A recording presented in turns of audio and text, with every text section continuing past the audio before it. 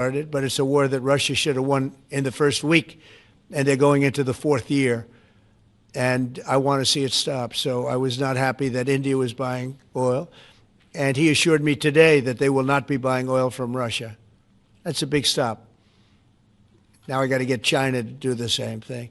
You know, that is relatively easy compared to what we just did over the last week in the Middle East. Middle East was 3,000 years, and we got it done. This is 3 years.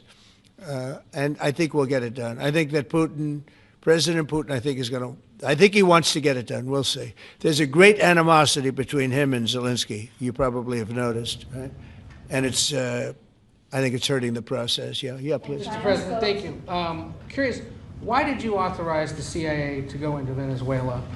And is there more information you can share about these strikes on the alleged Well, I can't do that, but Caribbean? I authorized for two reasons, really. Number one, they have emptied their prisons into the United States of America. They came in through the, they came in through the border. They came in because we had an open border policy. And as soon as I heard that, I said a lot of these countries, they're not the only country, but they're the worst abuser. And they've entered they've allowed thousands and thousands of prisoners, mental institution, people from mental institutions, insane asylums, emptied out into the United States. We're bringing them back, but that's a really bad, and they did it at a level that probably not, many countries have done it, but not like Venezuela. They were down and dirty. And the other thing are drugs. We have a lot of drugs coming in from Venezuela. And a lot of the Venezuelan drugs come in through the sea, so you get to see that. But we're going to stop them by land also. Does the CIA have authority to take out Maduro? Oh, I don't want to answer a question like that. That's a ridiculous question for me to be given. Not really a ridiculous question, but wouldn't it be a ridiculous question for me to answer? But I think Venezuela is feeling heat, but I think a lot of other countries are feeling heat too. We're not going to let this country, our country, be ruined because other people want to drop, as you say, their worst. They have given us their worst. They've loaded up our country with prisoners, with mentally ill people that are seriously ill, criminally ill. And we're not going to take it. And so, I mean, it's just one of those things. And I can tell you, we've taken care of the sea. There's nobody, and we're watching. We're watching.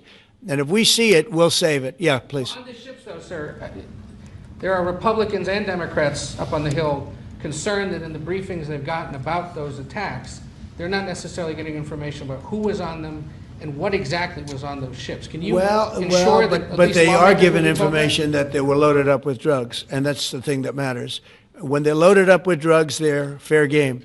And every one of those ships they're not ships, they're boats, they're speedboats. They're extremely fast, record-setting type speedboats. They cost a lot of money, and they have a lot of money because they're drug sellers. But they know one thing, and they all have the same thing in common. There's drug dust. They call it drug dust. They call it fentanyl dust all over the boat after those bombs go off. And you can take along. Attack them, though, that they're we know before. We know when they go out. We know we have much information about each boat that goes out. Deep, strong information. Yeah, please. Sir, you're going to have Vladimir Zelensky here this week. What is your message at this stage of the war for him? And shy of tomahawks... To who is it? For Zelensky. Yeah. And shy of tomahawks for Ukraine. Are you considering other options, and will you speak with Vladimir Putin about No, we're looking at other options. We are. President Zelensky's coming in. I'm not a fan of the war. I'm not a fan of the way it started. It should have never happened. It wouldn't have started if I were president. The election was rigged. And because of that, we lost a lot of lives have been lost because of that war. Not American lives, but if I can save a lot of lives, that's why I'm in it. I want to save lives. I've had 8 wars. The Prime Minister of Pakistan got up the other day, said so beautifully, he says, you saved millions of lives. He told that to a group of people right in this office. He said the president saved millions of lives. And I think what he's referring to is the fact that that would have been with India, a nuclear war. That was getting very close. You know, 7 planes, they don't talk about it, but 7 aircraft were shot down. In fact, we have the new ambassador to India right here. They're well represented. You better represent us, not them, okay? But Sergio's going to do a great job. He's going to do a great job. But no, we'll be talking about the war with him, and we'll be talking about I mean, they want to go offensive. I'll make a determination on that, but they would like to go offensive, you know that, and we'll have to make a determination. Can I follow up the question? Given you have the FBI Director and Attorney General here today, Jim Jordan has asked Jack Smith to appear in front of the House Judiciary. You mean deranged, Jack? He's a deranged individual, yeah. He's asked him to. Well, they should. I'm surprised it takes so long. You know, we're talking about violent crime. What about the crime against a political opponent? That's what we have to talk about, Jordan would too. like to understand the full extent to which the Biden-Harris Justice Department weaponized federal law enforcement. What do you think the committee will find out, Mr. Smith? I think it was the worst weaponization of a political opponent in the history of the world, let alone this country. And I hope that everybody's, you know, they're involved in it. I'm not. I'm the one that had to suffer through it and ultimately win. But what they did was criminal. Deranged Jack Smith, in my opinion, is a criminal. And I noticed his interviewer was, I think that was Weissman. And I hope they're going to look into Weissman, too. Weissman's a bad guy. And he had somebody in Lisa, who was his puppet, worked in the office really as the top person. And I think that she should be looked at very strongly. There was tremendous criminal activity having to do. If we don't have fair elections in this country, we're not going to have a country. And I've said it from the beginning, fair elections and borders. And we need also fair press, because if you don't have fair press, it's very tough. And we've got the strongest border of anybody. Nobody has a border. We have a border where the numbers just came out again. You saw 0 people came in illegally. Now, we do take people into our country legally, but 0 people. But, you know, you're talking about a different subject. You're talking about political crime.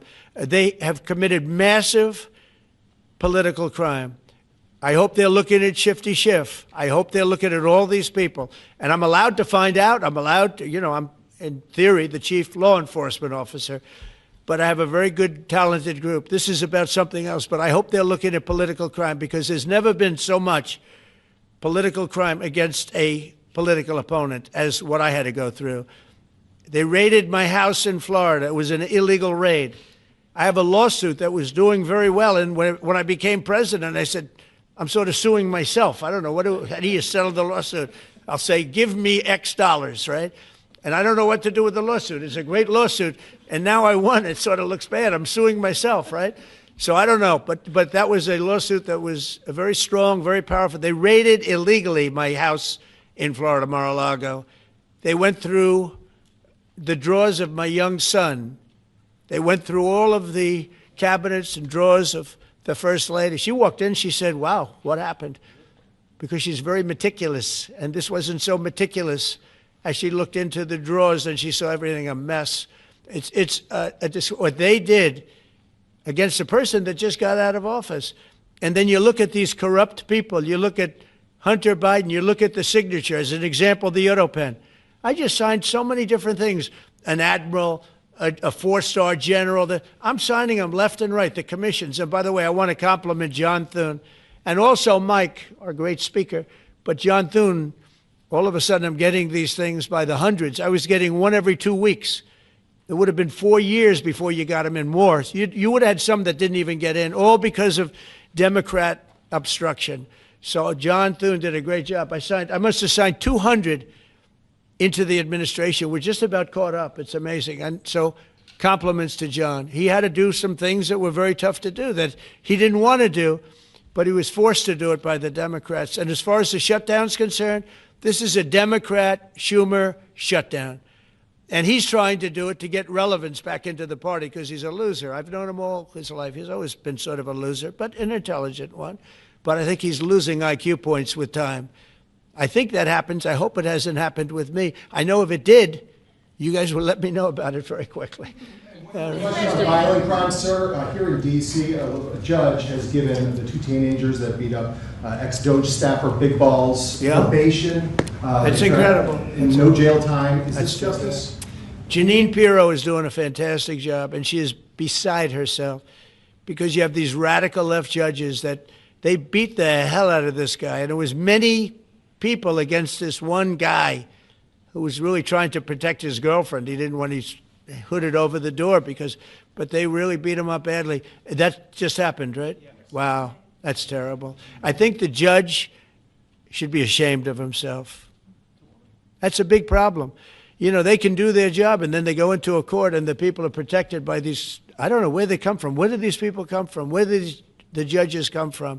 I want to compliment on behalf of Pam and Todd and all of us, because, Cash, I think that Janine has done a fantastic job. And the case I heard was like flawless. It's a flawless case. They have them on tape. They have everything. And then a judge gives them a little probation. These are rough guys. And they're young. And if that happens, they're going to grow up. They're going to be real bad. They're going to cause a lot of problems. Yeah, please.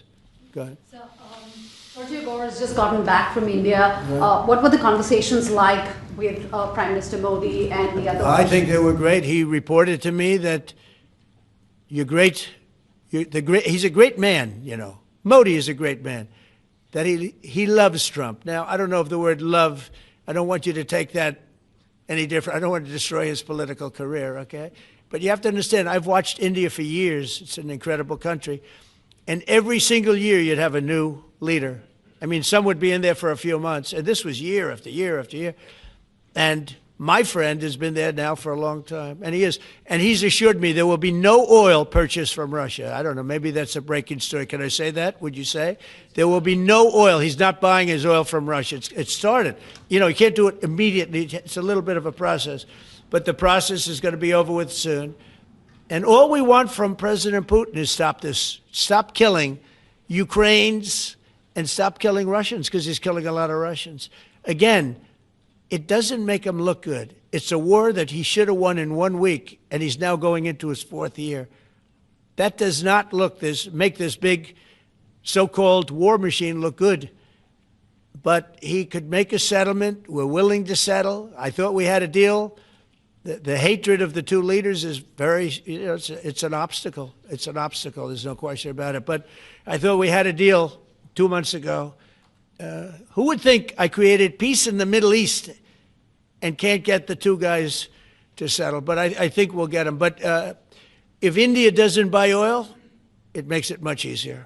And they're not going to buy. They assured me they will. Within a short period of time, they will not be buying oil from Russia. And they'll go back to Russia after the war's over. Jennifer? On the shutdown, sir, are FBI officials being paid right now? Are all the FBI employees being paid, and are all the... Well, that's what I understand. I hope so. Thanks to your great work, Mr. President, the 1811 special agents at the FBI are going to receive their paychecks. Got a lot of people paid, actually.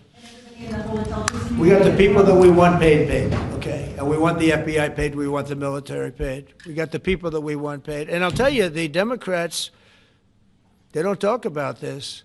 You know, we're getting rid of programs that we didn't like, but that were negotiated in, but we didn't like. We're terminating those programs, and they're going to be terminated on a permanent basis. And it's thousands of people, and it's you know, billions of dollars. We're getting rid of a lot of things that we never wanted because of the fact that they made this stupid move. And they don't want to talk about it. You know, they have their day coming up. I hear very few people are going to be there, by the way. But they have their day coming up, and they want to have their day in the sun. But they should really make a deal. So what we're doing, I mean, they call him Darth Vader, but he's actually a very nice person, Russell Vogt. But Russell Vogt is really terminating tremendous numbers of Democrat projects. There's not only jobs, I mean, the project in Manhattan, the project in New York, it's billions and billions of dollars that Schumer has worked 20 years to get. It's terminated. Tell him it's terminated, Jennifer. All right. On Hamas, sir, what is your understanding of the pace of returning the deceased hostages? Are you pleased? Well, with they're that looking pace? for them. Absolutely. They're looking. So we have the living hostages all back. They returned some more today. It's a gruesome process. I almost hate to talk about it. But they're digging. They're actually digging. There are areas where they're digging and they're finding a lot of bodies. Then they have to separate the bodies. You wouldn't believe this. And some of those bodies have been in there a long time. And some of them are under rubble. They have to remove rubble. But there are graves, and some are in tunnels that died in tunnels that are way down under the earth. And the tunnels are like 3 feet. Can you believe it? 3 feet high. They lived like this for a long period of time. It's a horrible atrocity. At the same time, we, meaning Israel, but I knew everything they were doing pretty much. I knew most of the things they were doing, but they've killed probably 70,000 of these people, Hamas. And I said, it's time now. So we'll see what happens. We'll also see what happens. Your next question is going to be the weapons. We want the weapons to be given up, sacrificed, and they've agreed to do it. Now they have to do it. And if they don't do it, we'll do it. We had the head of CENTCOM today suggest that Hamas needs to hurry up and disarm and follow your comprehensive plan. Yeah. That it was the head of CENTCOM saying that. Is that not a signal to Hamas, to the rest of the world, that at some point the U.S. military may more directly engage? We won't need the U.S. military. So then why have them We won't say need at it. all? We're Why gonna, not just well, yield? because we're very much involved in it. If we weren't involved, there wouldn't be peace. If we didn't destroy the nuclear capability of Iran, that deal would have never happened for two reasons. The Arab nations would not have felt bold enough to do it because you have a very powerful, at that time, Iran. It's not powerful anymore between what Israel and us did, because, you know, the attack was, if you look at it, we helped them very much. They will be the first to tell you, including shooting down thousands of drones that were coming into Israel. You know, we shot them down. We were shooting them down like it was target practice, but we shot down thousands of drones and missiles also going into Israel. But between what we did to Iran that way with the, you know, conventional, we will call it, and what see that beautiful plane, that B-2, I noticed it on the desk. I always thought it was beautiful, but I never understood it. Now I understand it. It took in hundreds of thousands of bombs in the form of two, but hundreds of thousands of pounds of bombs.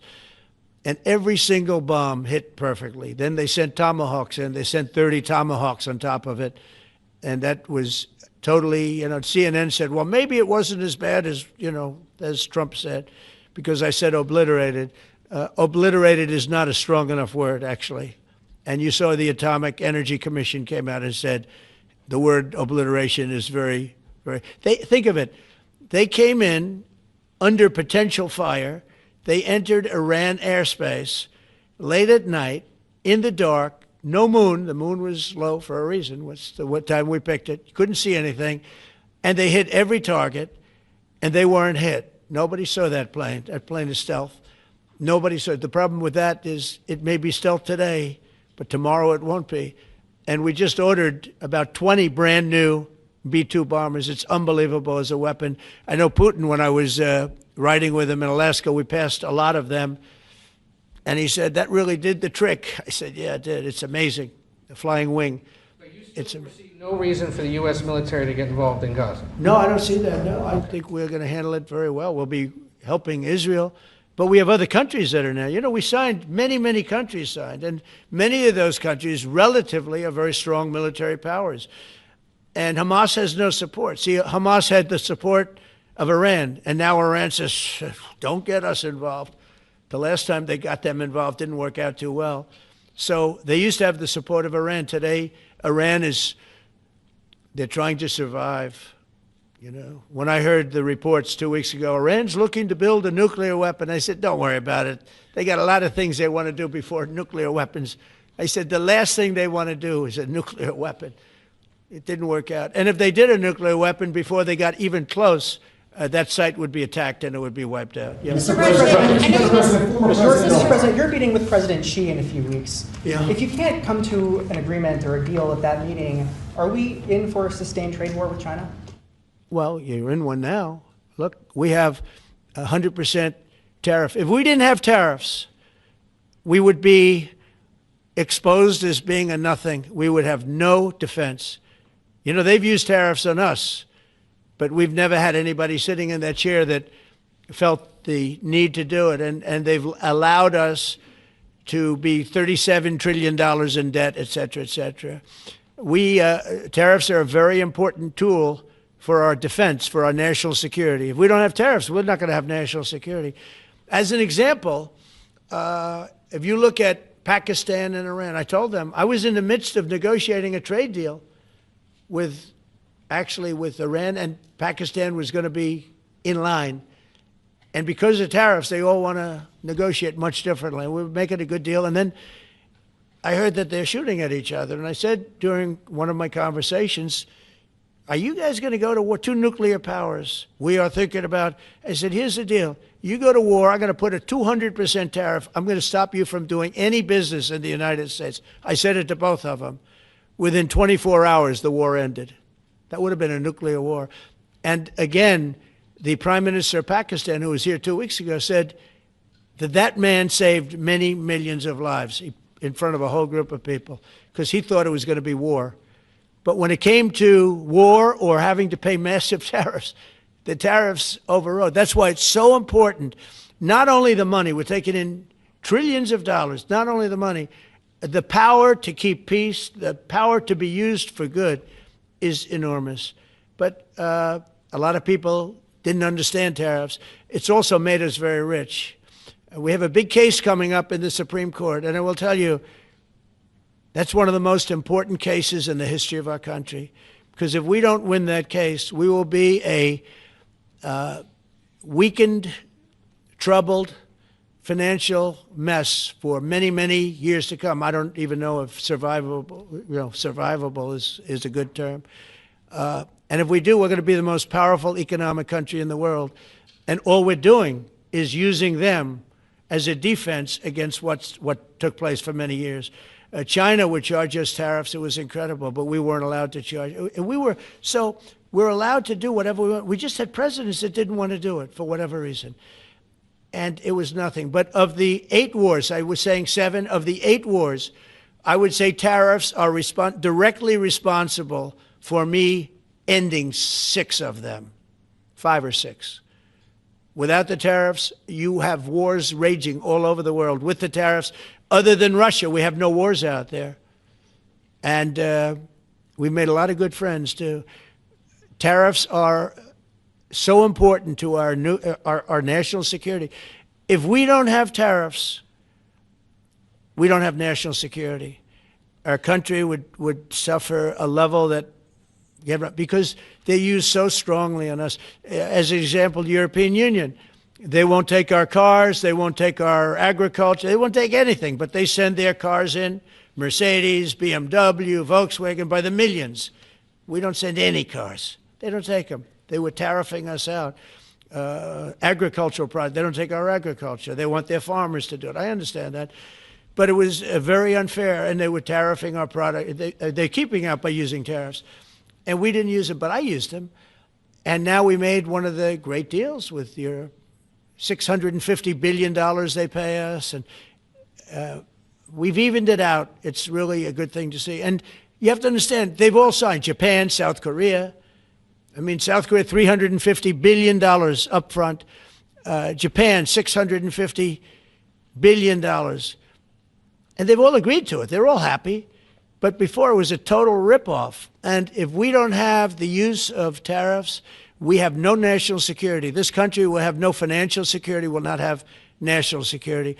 And the people that brought the lawsuit are people that are aligned with foreign nations that are now being treated fairly as opposed to just ripping us off and ripping us asunder.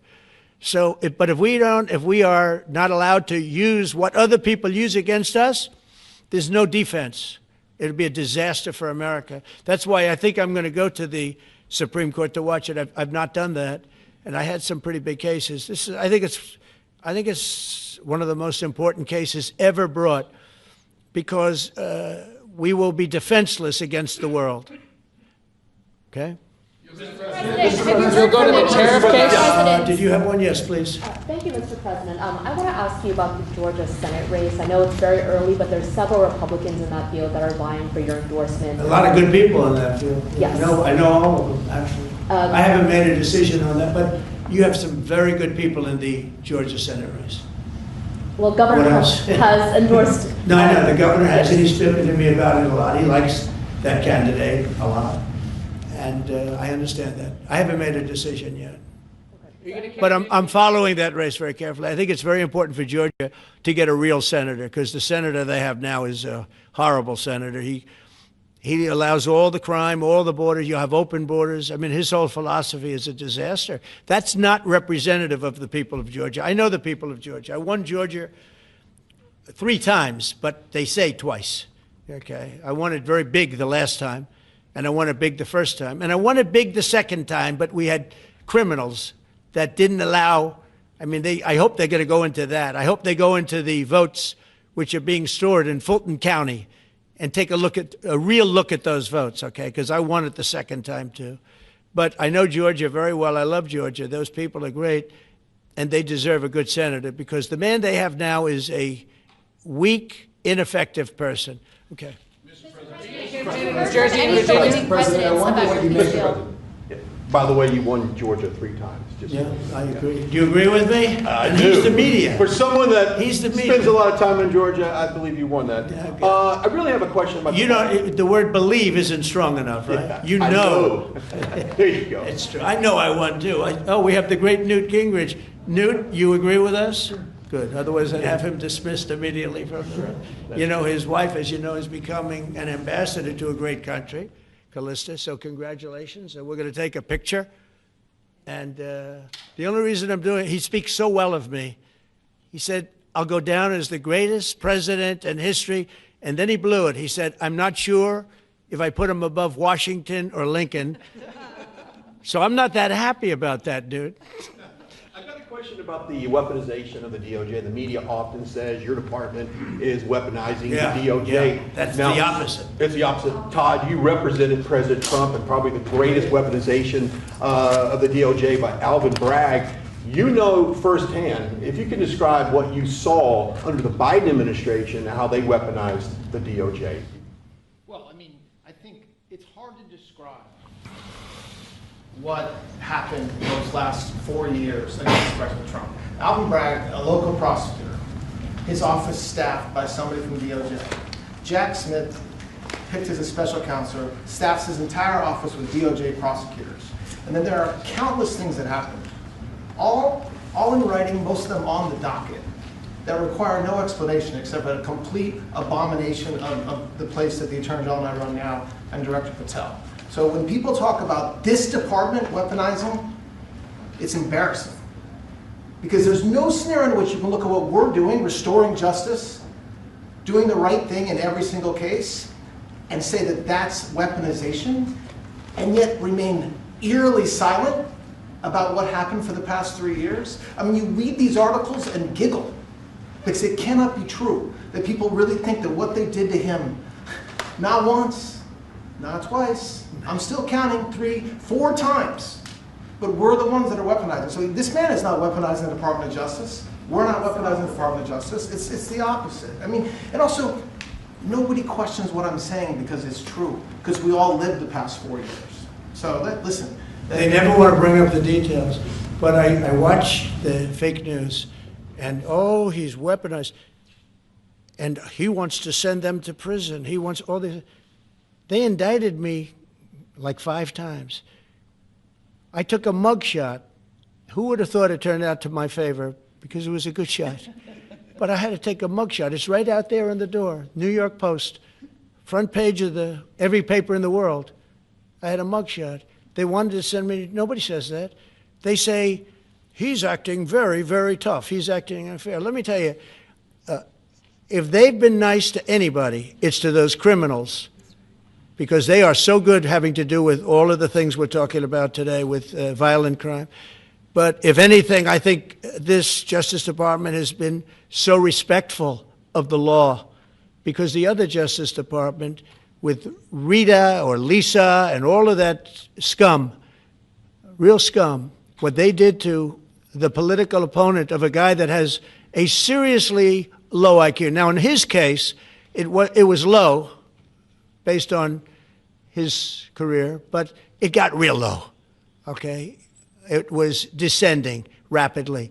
But what they did to go after his political opponent is legendary, worse than any third world country, banana republic. And what we're doing is nothing. Are you kidding? Nothing. They write stories. Why aren't they doing this? And we'll leave. I don't have to leave it up to them, but I choose to at this moment at least. But there's never been anybody treated in the history of politics. You know, they say the 2 worst treated presidents by the media, etc., was that man right there, the late, great Abraham Lincoln, and this guy right there, Andrew Jackson.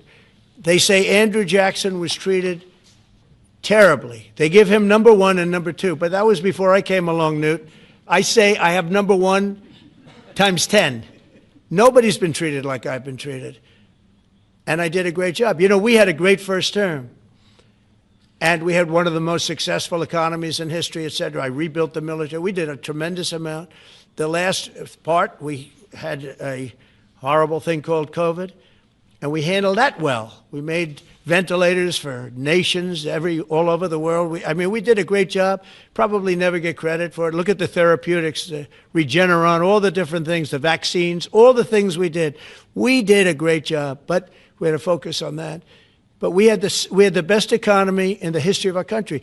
We're blowing it away right now. Look at the stock market. It hit another all-time high today. That's 48 days out of the few days that I've served. 48 days have already hit record highs. And we have, maybe most importantly, the number, we have now, I was saying 17, it's over $18 trillion is being poured into our country. It's because of the election and because of tariffs. Without the tariffs, you wouldn't have probably 18 cents. It's because of the tariffs, because there are no tariffs if they build in our country. And they understand that. So we have medical companies coming over. We have the AI. We're dominating China in AI. Everybody said that's impossible. We're dominating. I'm letting these massive plants build their own electric generating plants. They're becoming utilities in addition to everything. Maybe they'll make more money with that, who knows? But they're building their own electric because we have an old grid. You wouldn't be able to do that. And we're dominating China. We're dominating with AI, which seems to be the new big thing. That's the new internet. That's the new whatever. So we're very happy with the job we're doing. I'm very happy with the job they're doing. But when you tell me about attacking a political opponent, there's never been, and I'm a legitimate opponent. I watch my son. He's got the #1 best-selling book now. My son, Eric, is a wonderful kid. That guy spent so much time with subpoenas. He got more subpoenas than anybody in the history of our country. Think of it. And he's an innocent, good boy. He's a good kid. He's always been a good kid. All of my children are good. They went through hell. My children went through federal grand juries on a hoax. Think of it. You have Adam Schiff and Hillary Clinton and others make up a hoax and then wanting to so they know it's a hoax, and they go before the press, say Donald Trump Jr. will go to jail because of what he's done with Russia. I'll never forget, I get a call from my son Don, and he said, Dad, I'm being accused of something with Russia. I don't know anything about Russia. He didn't know anything about it. Think of it, how bad they are. They say he'll go to prison for the rest of his life. He knew nothing about it. On a hoax, the Russian hoax, Russia hoax, on a story that they made up. And they made it up in order to explain why Hillary Clinton lost an election that she lost by pretty good numbers. The second one, actually the second one was even better, but the third one, this one was too big to rig. It was just too big to rig. They would have rigged. They tried to rig it. But think of it. They want to send my children to jail, but they were after Don in particular. I'll never forget Adam Shifty Schiff, a total crooked guy, lying in Congress, making up a phone conversation that I have with you, totally made up. Then when he heard it was taped, he wanted to disappear. And Nancy Pelosi went crazy because they wanted to impeach me based on the conversation that was made up. When they heard the tape, everybody, I won it unanimously in the Republican Party. I got every single vote, something that never happens, and I beat it. But think of it, they want to put my son in jail for something that they made up. So they know they made it up. And they say he will serve the rest of his life in prison. These are sick, bad people. And don't tell me about us going after them. If anything, we've been very, very soft. I wouldn't be that soft, I'll tell you that. Thank you very much, everybody. Let's start. Beautiful Oval Office. It never looked so nice. We're getting great compliments, and you see outside how that's come out. It's been great. We make a lot of improvements to the White House, and we're doing that. One of the things you should be looking at is the Palm Court, because that's been totally redone. So we like to preserve and make better the White House. And that's really what's happened, and we're getting tremendous reviews, and we appreciate it. But we're here for a different reason. It's called Operation Summer Heat, which is an appropriate term in light of what we're doing. And early yesterday morning, I returned from the Middle East, where we celebrated a historic agreement to end years of suffering and conflict. Amazing. Every country came together. I mean, even the enemies came out and totally endorsed it. Everybody. I've never seen anything like it. Nobody's seen anything like it. And just as we are forging peace and stability abroad, we're also restoring peace and safety and stability at home. And you see that in Washington, D.C., maybe better than any place, because we got there, and within 12 days it was very good. And within 30 days, it's been as safe as any city in the country. It's been great. Took out 1,700 people, got them out. These are career criminals in many cases, and people that shouldn't have been allowed in by the Biden administration. Historically, the summer months have been a time when violent crime soar, as you know, but not under President Trump. Today, we're announcing the results of a sweeping law enforcement effort known as Operation Summer Heat. We were in many cities that people didn't know about. We kept it a little quiet, and it had a big impact, and you'll hear that in a second. But over the past few months, FBI offices in all 50 states made crushing violent crime a top enforcement priority. That's what they did, rounding up and arresting thousands of the most violent and dangerous criminals. And these are among the most dangerous and violent people in the world. They were allowed, in many cases, not in all cases, but in many cases, they were allowed in by a very foolish, actually stupid, open border policy. Just anybody could have come in. They emptied out their jails, their prisons, their mental institutions. They emptied them into our country. And the people behind me have done an incredible job, because if we didn't have that administration, it would have been so much easier. They allowed millions of people in this country that shouldn't have been allowed, including over 11,000 murderers, half of whom murdered more than one person. And many of them are gone now, or they're put in prison, because we don't want to have them come back. So we literally put them in our prison, which we don't want to do. But we bring them back to their countries. Working with state and local partners, the FBI arrested over 8,000 violent criminals during the course of this period. In major cities like in New Orleans, Nashville, we saw a 250% increase in arrests. And we really went after the bad ones. These include 725 individuals wanted for violent crimes against children and murderers. These arrests are in addition to the work of our historic federal task forces that make D.C. Safe Task Force has been unbelievable. I mean, the job they've done, it's incredible. And it's been so nice, because so many people, they're going out to dinner and they're having dinners. They didn't go out for 4 years. And now they're going out 3 times a week. Restaurants are opening. Restaurants are full. And usually that means a lot of good things. But restaurants that were closed are now opening up. And everybody's happy. It's nobody's ever seen anything like it, actually. And everybody feels safe. You can have a child walk right through the middle of Washington, D.C., and nothing's going to happen. We were losing more than one person a week in Washington. They're being killed on an average of over 1 a week. The Make D.C. Safe Task Force has been incredible, and the Make Memphis Safe Task Force is having very similar results. It's much earlier, but we've been there for a week and a half, but I'm hearing the results are pretty incredible, and you'll hear about that. They're mobilizing more than 20 federal agencies for the largest law enforcement operation targeting violent criminals in American history. As a result of these efforts, violent crime declined nearly 20% nationwide compared to the same period last year, and it was the safest and most peaceful summer in 2 decades. And honestly, we haven't really even gotten going yet. If we didn't have to fight all of these radical left governors, we could have had Chicago taken care of, as an example. They had, in a short period of time, 4,000 murders in Chicago, and we have to listen to this man stand up and say that we're bad people. And the people of Chicago are walking around with MAGA hats. You have women, beautiful black women, walking around with MAGA hats. Please let the president in, and we don't care how he does it. They're not interested in National Guard or Army, Navy, bring them in. Marines, bring in the Marines. They just want the crime to stop. And more so because of the success that we had in D.C. I think if we didn't have that success, nobody would even believe it. So I want to congratulate all of the incredible law enforcement professionals joining us today, especially Attorney General Pam Bondi, who's terrific, Deputy Attorney General Todd Blanche, who is a fantastic legal talent. He really is. He's a great guy, too. And, of course, FBI Director Kash Patel. They have worked so hard